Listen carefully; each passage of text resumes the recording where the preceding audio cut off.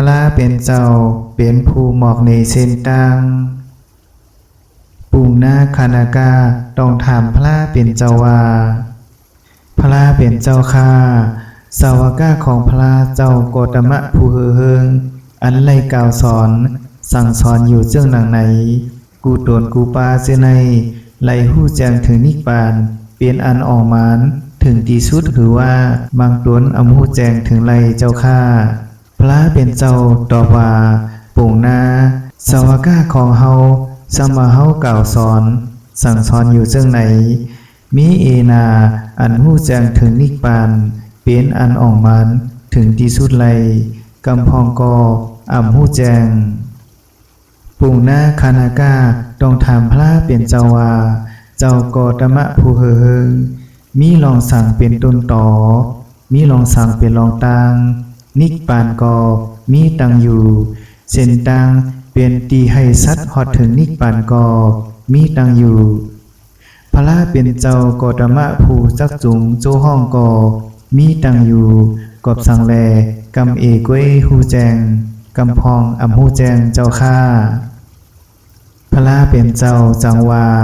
ปุงนาเฮาเตขึ้นถามเจ้าในลองในเจ้าจึงหมอเฮาจอมลองตังปุงนาเจ้าเป็นผู้ลุ่งเรียนเส้นตั้งกว่าสู้เมืองลาสกิวจองใจหือมีกุลตีกว่าตีเมืองลาสกิวเข้ามาหาเจ้าแลกล่าวลัดจู้เจ้าว่าเจ้าผู้เฮิงข้าผู้เจ้าปรารถนาดีกว่าเมืองลาสกิวย้อนให้เจ้าหมอกหนีเส้นตังกว่าจู้เมืองลาสกิวปันสีกำคาเจ้าก็เตหมอกกล่าวลาดปันก้นก็นั่นว่ามาแลต่างเส้นในกว่าเมืองลาสกิวกว่าอำหึงเตหันวันนั่นเย้าเตหันเมืองนั่นเตหันสวนแลป่าเทินอันลีมนเซอเตหันสาบเมืองอันลีมนเซอเตหันหนองน้ำอันลีมนเซอของเมืองลาสกิวนั่นหนังไหนกวนเจอนั้นอันเจ้าหมอกหนีลาดหนีซี่หนีอยู่เจ้านั้นก็ตึกต้องเอาตางพิษปินผลกว่าเสียเย้ากวางตั้งอยู่อำกว่าถึงเมืองลาสกิวไลหนังก้นมังก็อันเจ้าหมอกหนีลาดหนีซี่หนีเหมือนกันนั้นกว่าฮอดถึงเมืองลาสกิวไลหลีงามปุ่งหน้าลองสั่งเป็นต้นต่อลองสั่งเป็นลองตังเมืองลาสกิวก็มีตังอยู่เส้นตังตอนตากว่าถึงเมืองลาสกิวก็มีตังอยู่เจ้าผู้จี้หนีลาดหนีเส้นตังก็มีตังอยู่กล้วยกากอบลองสั่งแล